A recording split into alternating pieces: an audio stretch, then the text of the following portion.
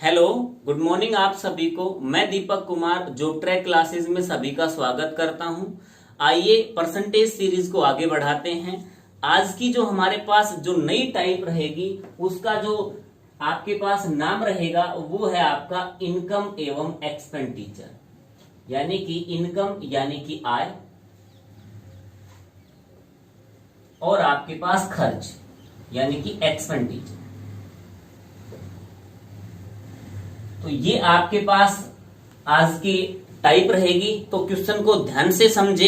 Sir question लगाइए। पहला question आपके पास है कि एक व्यक्ति अपनी आय का 20% भाग भोजन पर, 30% भाग मकान किराए पर तथा 40% भाग अन्य वस्तुओं पर खर्च करता है।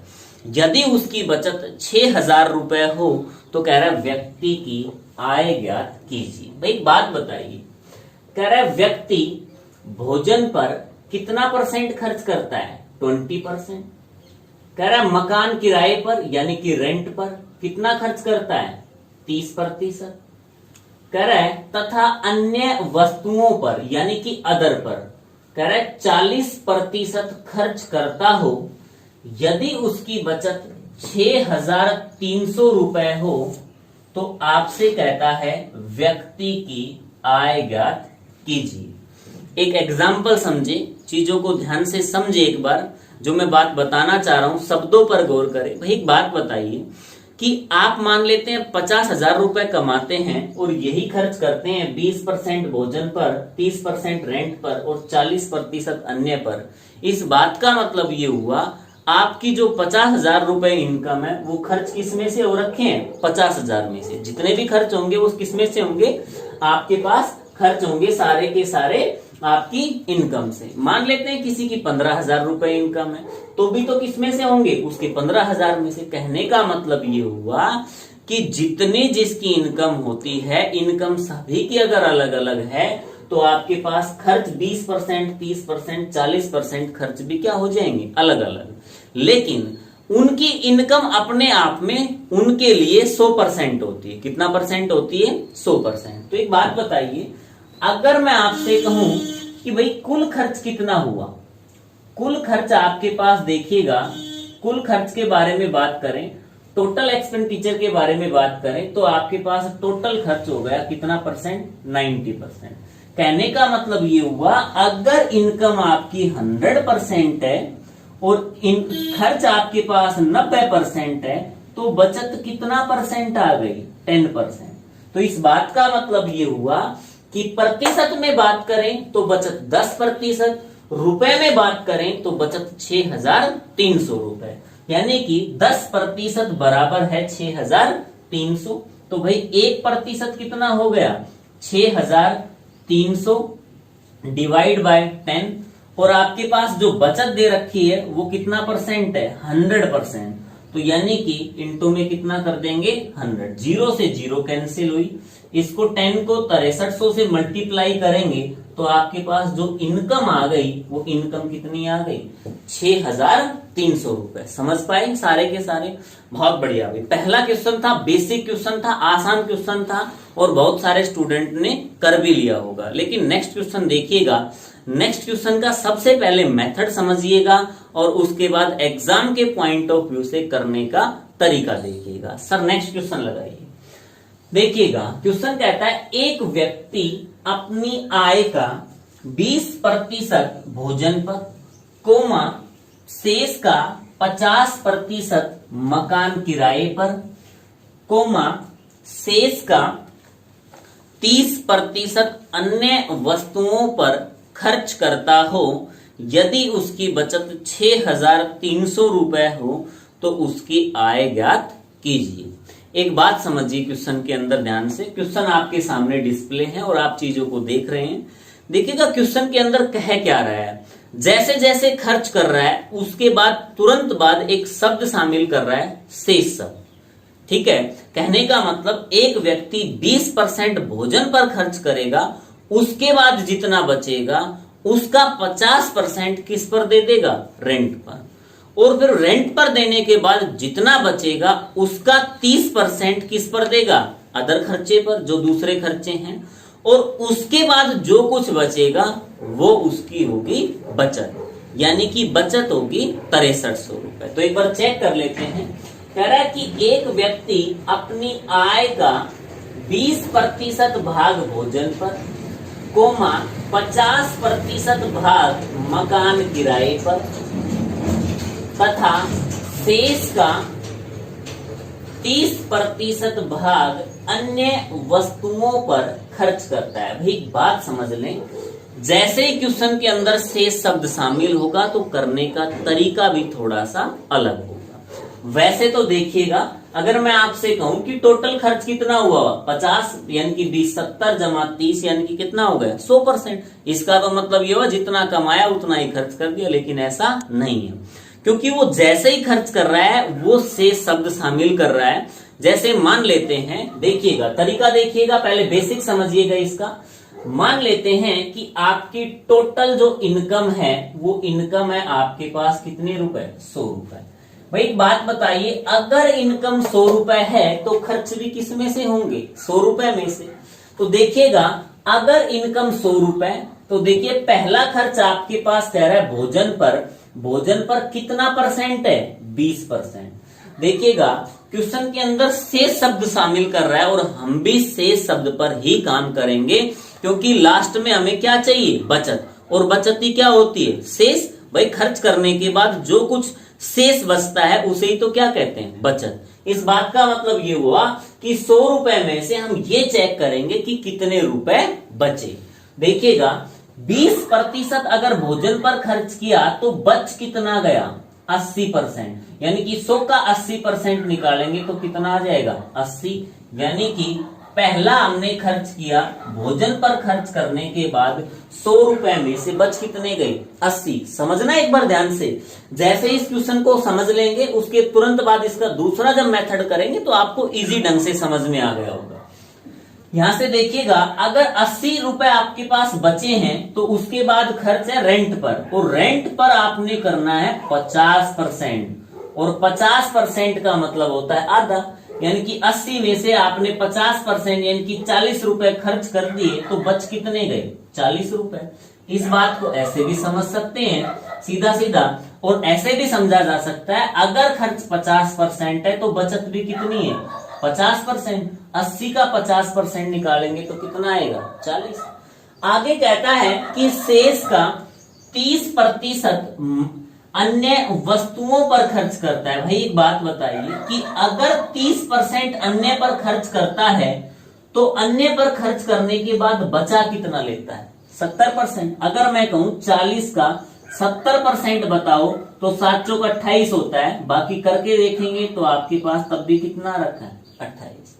इस बात का मतलब ये हुआ कि 40 का 70% निकाला तो बच कितना गया, 28 रुपए। तो देखिएगा, जब इनकम आपके पास 100 रुपए थी, सारे खर्च करने के बाद बच कितना गया, 28 रुपए। तो इस बात का मतलब ये हुआ कि बचत आपके पास कितनी आ गई, सेविंग आपके पास कितनी आ गई, आपके पास आ गई 28 रुपए। अगर इनकम 100 रुपए है तो ध्यान से देखिएगा, अगर मैं आपसे कहता हूं 28 यूनिट की वैल्यू गिवन है, हमने कहीं लिखा नहीं लिखा, तो यहां पर देख लीजिएगा, बचत उसकी क्वेश्चन के अंदर गिवन है कितनी, 6300 रुपए। यानी कि 28 यूनिट की वैल्यू आपके पास गिवन है 6300 रुपए। तो भाई एक यूनिट की वैल्यू कितनी हो गई, एक यूनिट की वैल्यू हो गई 6300 और डिवाइड बाय 28। यानी कि एक यूनिट की वैल्यू, हमें एक यूनिट की वैल्यू नहीं चाहिए, हमें कितने यूनिट की वैल्यू चाहिए, 100 यूनिट की। ऐसा क्यों, क्योंकि इनकम 100 यूनिट है, तो गुणा में कितना कर देंगे, 100। 7 से कैंसिल करते हैं, 4 पर चला गया। 7 से कैंसिल करते हैं, 9 पर चला गया। 4 से कैंसिल करेंगे तो यहां पर 25 आ गया, और 25 की गुणा 9 से करेंगे, यानी कि 25 निमा 225, और 225 के साथ में 2 जीरो और, यानी कि 22,500 रुपए आपकी क्या आ चुकी है, इनकम। समझ पाए, अरे हाँ या ना, ठीक है सर। नेक्स्ट क्वेश्चन लगाइए, सॉरी अभी नेक्स्ट क्वेश्चन नहीं, इसका दूसरा मेथड देखिए कि अगर एग्जाम के अंदर ये क्वेश्चन आए तो एग्जाम के अंदर इस क्वेश्चन को करने का तरीका क्या होगा। देखिए बिल्कुल आसान सा सवाल है, विद इन सेकेंड के अंदर हम क्वेश्चन को कर रहे होंगे, तो ध्यान से समझिएगा।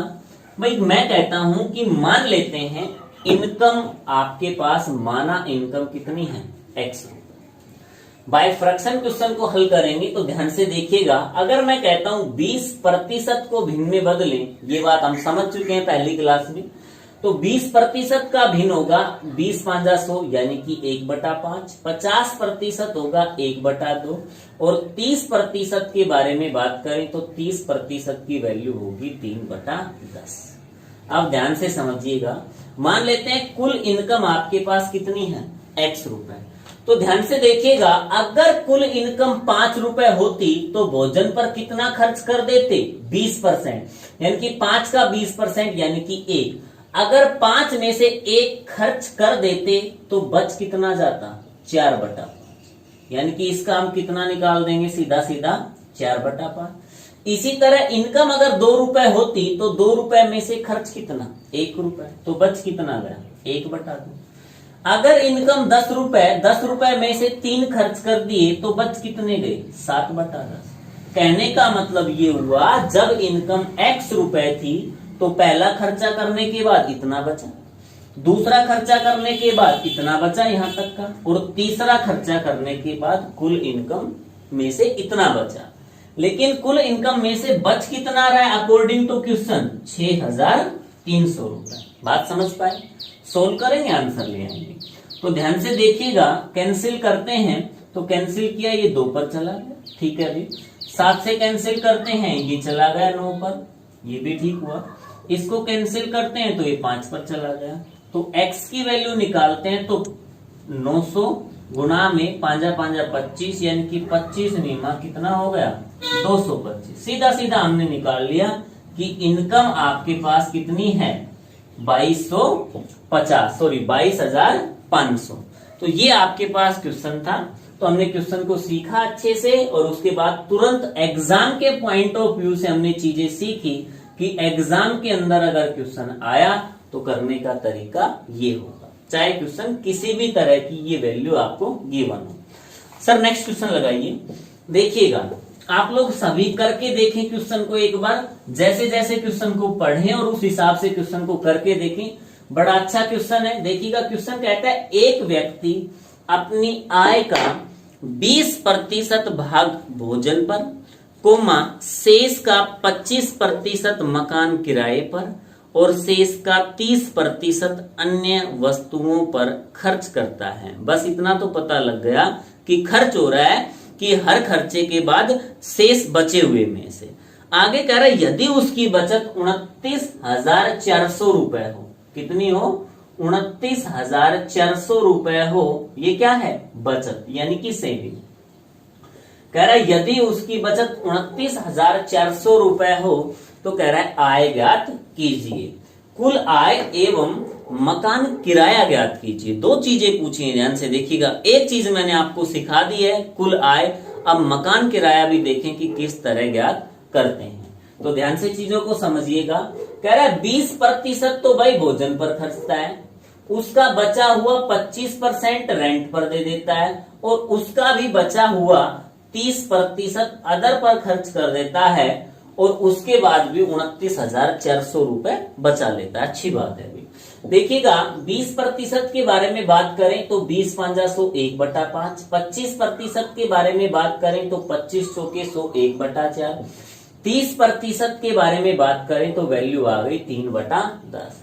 अगर इनकम x रुपए, देखिएगा कुल इनकम कितनी, x रुपए। यहां से समझिएगा, अगर इनकम 5 रुपए होती तो भाई खर्च कितना होता, 1 रुपए, तो बच कितना गया, 4/5। अगर इनकम 4 रुपए होती तो खर्च कितना, 1 रुपए, तो बच कितना गया, 3/4।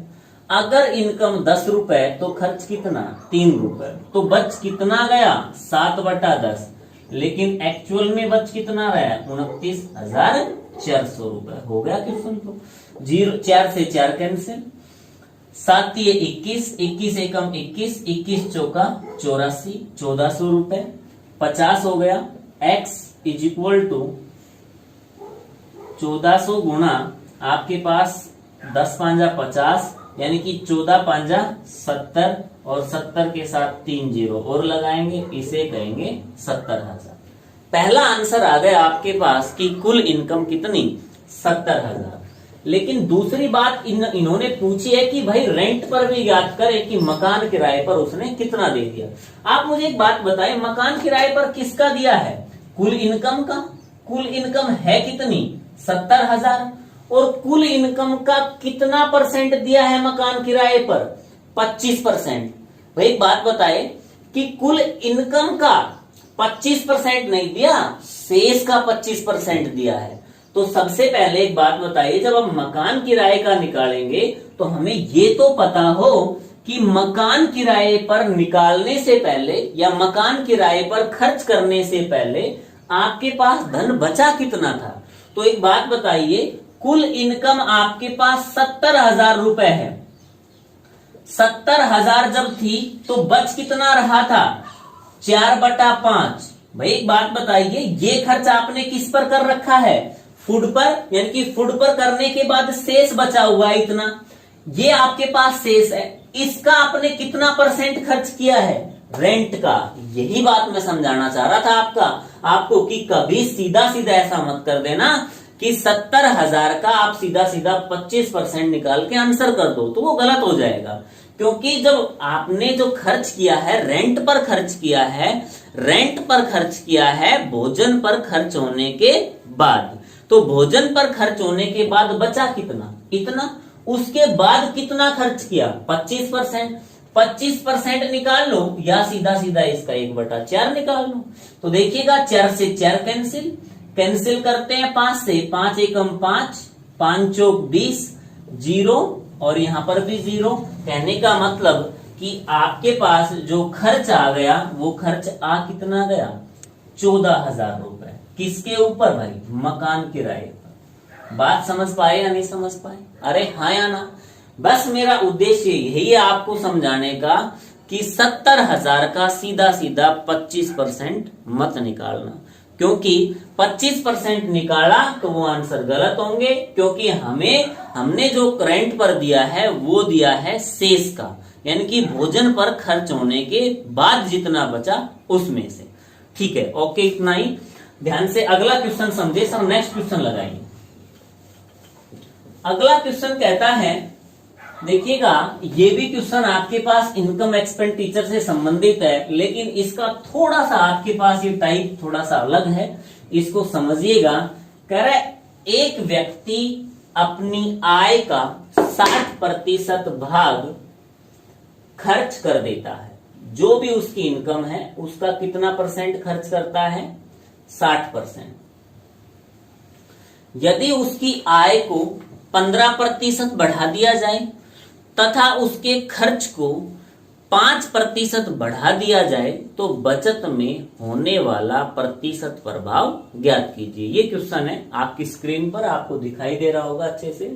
तो एक बात बताइए, अगर मैं बचत के बारे में बात कर रहा हूं, कह रहा है बचत में होने वाला प्रतिशत प्रभाव, तो कहने का मतलब ये हुआ कि पहले बचत कितनी थी, अब बचत कितनी है, बचत या तो बढ़ेगी या घटेगी। तो कह रहा है क्या प्रभाव होगा, प्रतिशत के लिए लगाएंगे गुणा में 100। कहने का मतलब कंसेप्ट हमें पता है कि ऐसे ऐसे होगा, लेकिन हमें पहुंचना कहां पे है, हमें पहुंचना है कि पहले बचत कितनी थी, आज बचत कितनी है। बाकी तो काम सिंपल हम कर लेंगे। देखिएगा 3 चीजें होती है, एक तो होती है आय, इनकम, दूसरा आपके पास होता है एक्सपेंडिचर यानी कि खर्च,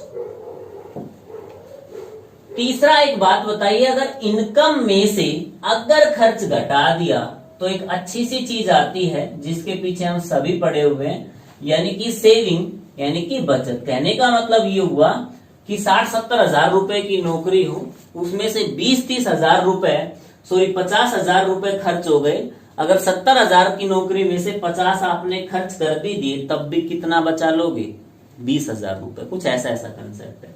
तो ध्यान से देखिएगा, कह रहा है एक व्यक्ति अपनी आय का 60% भाग खर्च करता है। तो एक बात बताइए कि इनकम अगर 100 है तो 60% इसका कितना हुआ, 60 खर्च कर दिया। पहले कंसेप्ट समझे एक बार ध्यान से। तो सेविंग आ कितनी गई, 40 रुपए।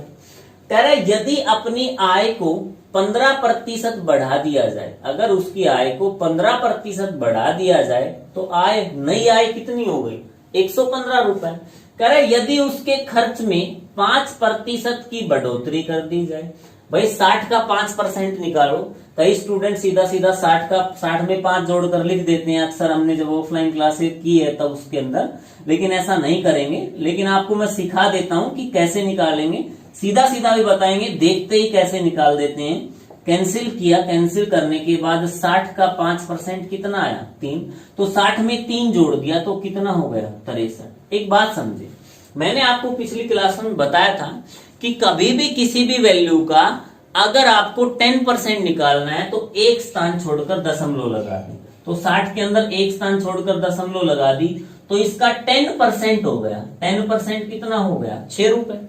आप एक बात बताइए, हमें 10% चाहिए या 5% चाहिए? 5 चाहिए।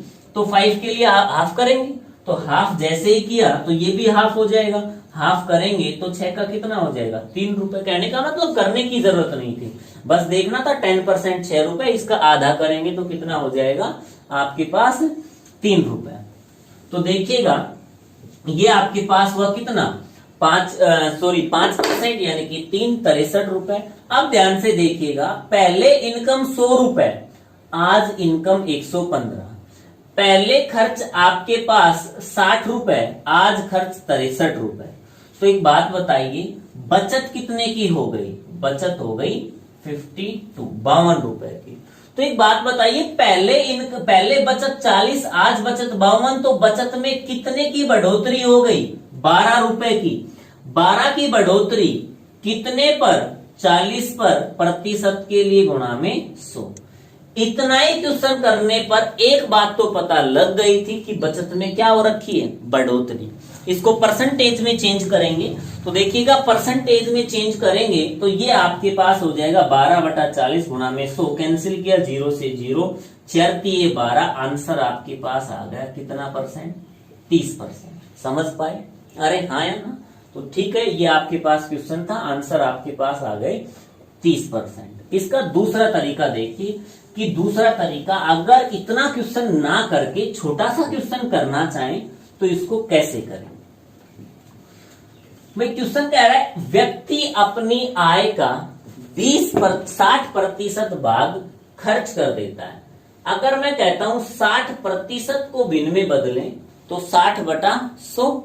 60/100, 0 से 0 कैंसिल, 3 से 2 से कैंसिल करेंगे तो ये आपके पास आ गया 3 और ये कितना आ गया? 5। भाई 60% को भिन्न में बदलना समझ पाए या नहीं? अगर जिन्होंने पिछली क्लास नहीं देखी वो पिछली क्लासों को देखिए। हमने परसेंटेज की वैल्यू पुट की है, प्रतिशत की वैल्यू होती है 1/100, 0 से 0 कैंसिल, 2 से कैंसिल करेंगे, 2 3 6, 2 5 10, तो आपके पास वैल्यू आ गई कितनी? 3/5। इस बात का मतलब समझिए, इस बात का मतलब ये हुआ कि अगर इनकम 5 रुपए है, अगर इनकम कितनी है? 5 रुपए, तो एक्सपेंडिचर खर्च कितना है? 3 रुपए। अगर इनकम 5 रुपए, खर्च 3 रुपए, तो बचत आ कितनी गई? 2 रुपए। अगर मैं कहता हूं इनकम 500 रुपए, एक्सपेंडिचर 300 रुपए, तो बचत कितनी हो गई? 200 रुपए। इसके रेशियो पर काम कर रहे हैं तो चीजों को समझना एक बार। अगर मैं कहता हूं कि इसको 15% बढ़ा दिया जाए, तो एक बात बताइए कि अगर 15% का इंक्रीज करेंगे तो एक बात बताओ मुझे कि भाई इसका 15% कितना होगा? इसका 10% 50 और इसका 5% 25, यानी कि इसका 15% आपके पास आ कितना गया? 75 रुपए। ऐसे भी करते तो भी 75 ही आता, जैसे 500 का 15%, 15 5 कितना हो गया? 75, कैंसिल, यानी कि आंसर कितने आ गए? 75 रुपए। ये कोई जरूरत नहीं इसको करने की, बस ये सीखना है। कह रहे यदि खर्च में 5% की बढ़ोतरी कर दी जाए, ये भी बढ़ा रहे हैं, घटा नहीं रहे हैं। अगर 5% की बात करें, इसका 10% निकालेंगे कितना हो गया? 30 रुपए। इसका 5% निकालेंगे कितना हो गया? 15 रुपए। तो देखिएगा यहां पर आपके पास जो बढ़ेगा पैसा वो कितना बढ़ेगा? 15 रुपए। तो एक बात बताइए, अब हम करेंगे क्या? 500 के अंदर 75 जोड़ेंगे 575, 300 के अंदर 15 जोड़ेंगे 315, दोनों का डिफरेंस करेंगे, यहां कुछ लिखेंगे, फिर इनका डिफरेंस करेंगे और फिर हम क्वेश्चन आगे करेंगे। तो एक बात बताइए, जब हमें ये पता है यहां पर और यहां पर लिखने के बाद दोनों का डिफरेंस करेंगे और ये वैल्यू तो कांस्टेंट यहां पर भी है और यहां पर भी ये सेम आएगी, तो हम डिफरेंस कर किसका रहे हैं? बढ़ी हुई वैल्यू। डिफरेंस कर किसका रहे हैं? बढ़ी हुई वैल्यू। कहने का मतलब 75 रुपए बढ़े हैं और हमने 15 रुपए खर्चा बढ़ा दिया, सीधी सी बात इतनी सी है। तो एक बात बताइए सीधा सीधा कि सेविंग में कितने की बढ़ोतरी हो गई? सेविंग में आपके पास कितने की बढ़ोतरी हो गई? 60 रुपए। अगर पहले कुछ भी हम सेविंग करते थे, अब कितना बढ़ गया? 60 रुपए। हम सीधा सीधा इस पर पहुंच गए। कहने का मतलब ये हुआ, मैंने आपको बताया था कि अगर ये दो बातें पता चले कि बचत कितनी बढ़ी है और बचत कितनी थी और गुणा में 100, तो आंसर हो जाएंगे हमारे। तो एक बात बताइए कि बचत कितनी बढ़ी है? 60 रुपए। कितने पर बढ़ी है? 200 पर। और प्रतिशत के लिए गुणा में 100। कैंसिल करेंगे, कैंसिल हुआ, कैंसिल करेंगे, कैंसिल करने के बाद आ कितना गया? 30%। यही आंसर हमने वहां से किया था तब आए और यही आंसर हमने यहां से किए हैं तब आए। बस समझाने का मतलब इतना सा है कि क्वेश्चन को लेंदी नहीं करना है, क्योंकि यहां पहुंचना है तो यहां पहुंचने के लिए एक रास्ता यहां से भी है। जरूरी थोड़ी ना आप यहीं से आओ, आप यहां से जाओ ना सीधा का सीधा, क्योंकि हमें क्या निकालनी है? बचत। बचत पर प्रभाव, तो बचत पर कितने का प्रभाव है? 60 रुपए का इंक्रीज। कितने पर? 200 पर। परसेंटेज के लिए गुणा में 100। सर नेक्स्ट क्वेश्चन लगाइए। अगला क्वेश्चन ध्यान से देखिएगा, बड़ा अच्छा क्वेश्चन है। देखिएगा इंपॉर्टेंट क्वेश्चन है, करने की कोशिश करें एक बार कि कैसे चीजें करेंगे और फिर आंसर हम बताते हैं कि हाँ इसके आंसर कितने होंगे। देखिएगा क्वेश्चन कहता है एक व्यक्ति 8,550 रुपए में से 5700 रुपए खर्च कर देता है, यानी कि 8550 रुपए इनकम है, 5700 रुपए खर्च है। कह रहा यदि आय और व्यय के अंदर क्रमशः 19% और 13% वृद्धि हो तो बचत में होने वाला प्रतिशत प्रभाव ज्ञात कीजिए। तो देखिएगा कहने का मतलब ये हुआ कि इनकम कह रहा है 8550 रुपए, कोई बात नहीं। कह रहा है खर्च कह रहा है 5700 रुपए। भाई एक बात बताइए, कुछ ना कुछ तो आएगा, घटाएंगे तो।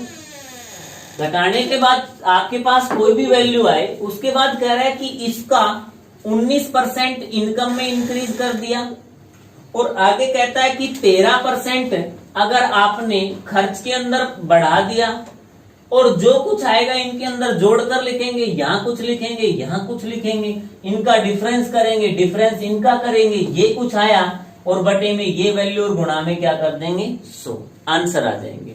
ऐसा ऐसा हमें करना है, स्टेप हमें पता है, लेकिन भाई करना पॉसिबल नहीं है। पॉसिबल नहीं होने का मतलब ये हुआ अगर करे तो क्वेश्चन आपको फंसाएगा, आंसर बिल्कुल नहीं कर पाएंगे, लास्ट तक कहीं ना कहीं कैलकुलेशन गलत होगी और हम फंस चुके होंगे। तो देखिएगा इसके रेशियो पर काम करते हैं। इसके रेशियो पर काम करने का मतलब समझे कि इसके रेशियो पर काम करेंगे तो क्वेश्चन कैसे करेंगे। आप मुझे एक बात बताइए, इनकम और एक्सपेंडिचर का अगर रेशियो निकालते हैं, यानी कि 8550 रुपए इनकम है और खर्च आपके पास 5700 रुपए है, मैं आपसे कहता हूं इनकम और एक्सपेंडिचर का रेशियो निकालें तो 5 से कैंसिल करेंगे, 5 एकम 5, 5 साता 35 और 5 एकम 5, 5 से कैंसिल कर रहे हैं, 5 एकम 5 और 5 एकम 5, 5 चौक 20, 171 और 114। देखिएगा 3 से कैंसिल होता है तो 3 पांजा 15 और 3 साता 21, 3 से कैंसिल करते हैं, 3 तिया 9, 3 8 24, फिर भी कैंसिल हो रखा है 19 से, 19 तिया 57 और 19 दूनी 38। हम लास्ट रेशियो पर पहुंच गए। हमने मेहनत की, मेहनत करके हम थोड़ा सा हमने रेशियो निकाल लिया कि इसका रेशियो आपके पास आ गया कितना? 3:2। इस बात का मतलब ये हुआ अगर इनकम 3 रुपए हुई तो खर्च कितना होगा? 2 रुपए। तो एक बात बताइए सेविंग आ कितनी गई? 1 रुपए।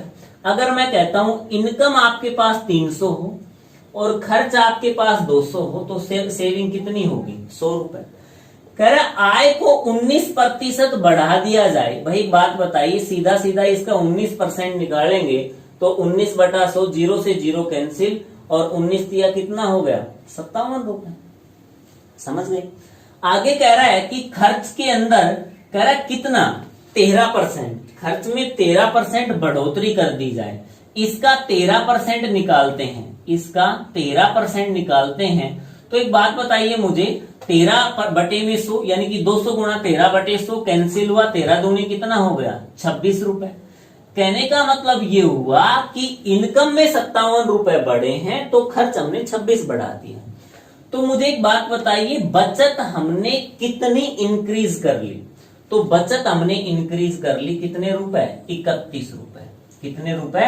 31 रुपए। इस बात को एक बार समझना ध्यान से कि अगर इनकम 300 रुपए थी तो 57 बढ़ गए, अगर खर्च 200 था तो 26 बढ़ गए।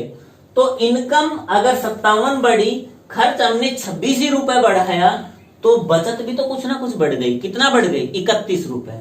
भाई 31 रुपए बढ़ी कितने पर? 100 पर। प्रतिशत के लिए गुणा में 100। अगर 100 पर 31 बढ़ी तो आंसर भी कितना हो गया? 31%। करने की जरूरत नहीं थी। आंसर कितने आ गए? 31%। तो ये आपके पास इनकम और एक्सपेंडिचर से संबंधित क्वेश्चन थे। आप लोगों को समझ में आए होंगे। सारे के सारे क्वेश्चन अच्छे हैं। अगला क्वेश्चन देखिएगा। आज भले ही थोड़ी क्लास लंबी हो जाए, कोई इश्यू नहीं, हम चीजें पढ़ेंगे, आगे तक चलेंगे। तो देखिएगा, अगला क्वेश्चन कहता है कि एक वस्तु के मूल्य में 50% की वृद्धि हो जाती है और उसके खर्च में 20% की वृद्धि होती है, तो उसकी खपत में क्या प्रभाव पड़ेगा? आपकी स्क्रीन पर क्वेश्चन है, ध्यान से पढ़िएगा क्वेश्चन को और समझने की कोशिश कीजिएगा। देखिएगा, ये टाइप आपको मैं करा चुका हूं पहले, लेकिन अगर क्वेश्चन थोड़ा सा घूम फिर के आ रखा हो तो क्वेश्चन का करने का तरीका समझे। घूम फिरने का मतलब देखिएगा कि इस क्वेश्चन के अंदर प्राइस के अंदर इंक्रीज कर रहा है, खर्च के अंदर आपके पास इंक्रीज कर रहा है, कह रहा है खपत पर प्रभाव क्या होगा। पिछले सारे क्वेश्चनों के अंदर आपसे पूछा गया था कि खर्च पर होने वाला प्रतिशत प्रभाव ज्ञात कीजिए। तो देखिएगा, खर्च पर प्रतिशत प्रभाव हमने सीख लिया है, खपत पर होने वाला प्रतिशत प्रभाव ज्ञात करते हैं। एक बार क्वेश्चन पढ़े और करने की कोशिश करें।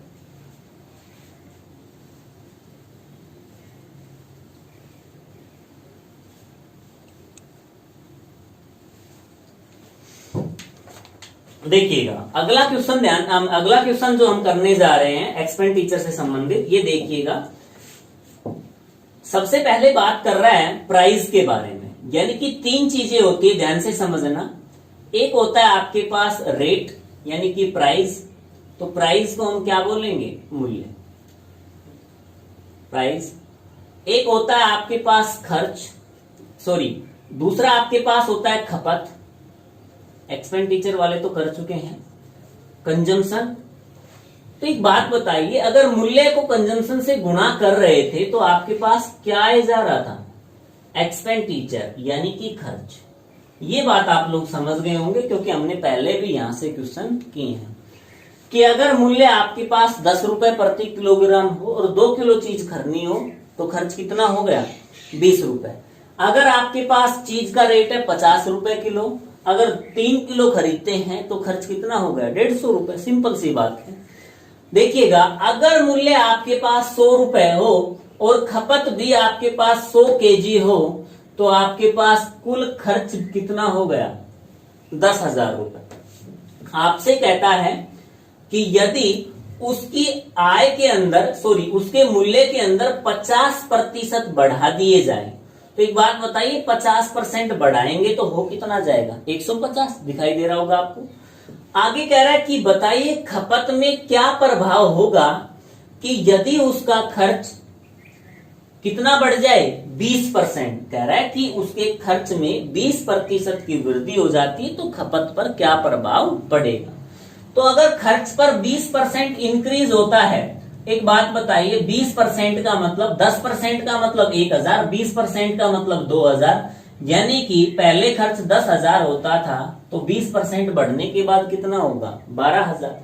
मैं कहता हूं कि खपत अब पहले होती थी 100, अब होती कितनी? x। तो x का मान निकालो, तो x का मान आपके पास 12,000 और बटे में 150, 0 15 से कैंसिल करते हैं, 8 पर चला गया। इस बात का मतलब आ गया x की वैल्यू कितनी आ गई? 80। पहले खपत 100 की थी तो अब खपत कितने की? 80 की। तो खपत गिरी है या बढ़ी है? गिरी है। कितना गिरी है? 20 रुपए। तो एक बात बताइए, 20 गिरी है खपत, कितने पर? 100 पर गिरी है, तो आंसर अगर प्रतिशत में बदलेंगे तो आंसर भी कितने हो जाएंगे? 20%। समझ पाए या नहीं समझ पाए? ये था इसका बेसिक तरीका। अगर कुछ भी नहीं आता तो ऐसे मान मानकर हम चीजें कर सकते हैं, लेकिन एग्जाम के पॉइंट ऑफ व्यू से देखें, समय का लिहाज रखते हुए देखें कि क्वेश्चन को करने का तरीका क्या होगा। देखिएगा, प्राइस और आपका कंजम्पशन हमने दोनों ही 100 माना। तो देखिएगा, इस क्वेश्चन को अगर सीधा सीधा करना हो तो करने का तरीका क्या होगा। भाई हमें तो सीधा सीधा कंजम्पशन पर पहुंचना है, हमें ये पता लगाना है कंजम्पशन बढ़ रही है या घट रही है। भाई एक बात बताइए, अगर आपके पास मूल्य 50% बढ़ गया तो आपके पास खर्च कितना बढ़ गया? 20%। कह रहा है खपत पर क्या प्रभाव पड़ेगा? खपत बढ़ सकती है, घट सकती है। तो देखिएगा क्वेश्चन करने का तरीका क्या होगा। भाई आपके पास जो आपका मूल्य है, प्राइस और खपत, हमने दोनों ही कितनी मान ली? 100। कह रहा है कि यदि उसके मूल्य में 50% की वृद्धि कर दी जाए तो वृद्धि कितनी वृद्धि करने के बाद वैल्यू कितनी आ गई? 150। तो कह रहा है बताइए उसके खर्च में खपत पर क्या प्रभाव पड़ेगा यदि कुल खर्च 20% बढ़ा हो। तो एक बात बताइए, पहले खर्च 100 का होता था तो खर्च 20% बढ़ गया, तो खर्च 20% बढ़ने के बाद हो कितना गया? 120। हम बात कर रहे हैं खपत पर। पहले खपत आपके पास 150 की होती थी, अब कितने की हो रही है? 120 की। तो कितने का प्रभाव पड़ गया? 30 की कमी। 30 की कमी कितने पर? 150 पर, प्रतिशत के लिए गुणा में 100। कैंसिल करेंगे, 3 5 15, 5 दूनी 10, तो माइनस का निशान, तो आपके पास सीधा सीधा आंसर आ जाएगा 20% की कमी। समझ पाए या नहीं समझ पाए? अगर समझ गए तो बहुत अच्छी बात है, नहीं समझे तो एक क्वेश्चन और शामिल कर रखा है, क्वेश्चन को ध्यान से समझे। कह रहा है चीनी का मूल्य, सर नेक्स्ट क्वेश्चन लगाइए। कह रहा है चीनी के मूल्य में 30%, चीनी का मूल्य 30% घटता है तो उसकी खपत कितने प्रतिशत बढ़ाई जाए कि उसके कुल खर्च में 10% की कमी हो। भाई ये तो सीधा ही बता रहा है, पहले क्वेश्चन में तो हमें तो ये ज्ञात करना था खपत पर होने वाला प्रभाव घट भी सकता था, बढ़ भी सकता था, नहीं पता, हमने चेक किया, उसमें कमी आई, आंसर कर दी। लेकिन इसके अंदर तो ऑलरेडी बात बता दी गई है कि खपत कितने प्रतिशत बढ़ाई जाए। खपत बढ़ाएंगे तब खर्च में कितने का? 10% का। एक बात बताइए, जब 30% रेट गिरा है तो कहने का मतलब कुल खर्च भी गिरता अगर हम खपत उतनी रखते तो। लेकिन कह रहा है खपत कितने प्रतिशत बढ़ाई जाए कि खर्च हमारा 10% ही कम हो। 10% का मतलब अगर 30% ही अगर रेट आपका कम होता तो आपके पास जो कुल खर्च है वो ज्यादा कम होना था, लेकिन यहां तो केवल और केवल 10% ही कम हुआ है, तो इसका मतलब कहीं ना कहीं खपत हमने बढ़ा दी है। तो देखिए करने का तरीका, अगर आपके पास प्राइस और खपत 100 है तो कह रहा है कि यदि इसके प्राइस के अंदर 30% की कमी कर दी जाए तो 30% कम करेंगे तो कितना हो गया? 70। तो कह रहा है इसका कुल खर्च 10% बढ़ जाता है, तो बताइए कि आपके पास खपत में कितने प्रतिशत की वृद्धि हुई। खपत 70 होती थी, अब कितनी हो रही? 110। तो खपत कितनी बढ़ गई? 30। 30 कितने पर? 70 पर, प्रतिशत के लिए गुणा में 100। कैंसिल किया, तो एक बात बताइए, कैंसिल करने के बाद 40 आएगा ना, यहाँ पर 30 नहीं आएगा, 100 होता तो 30 आता।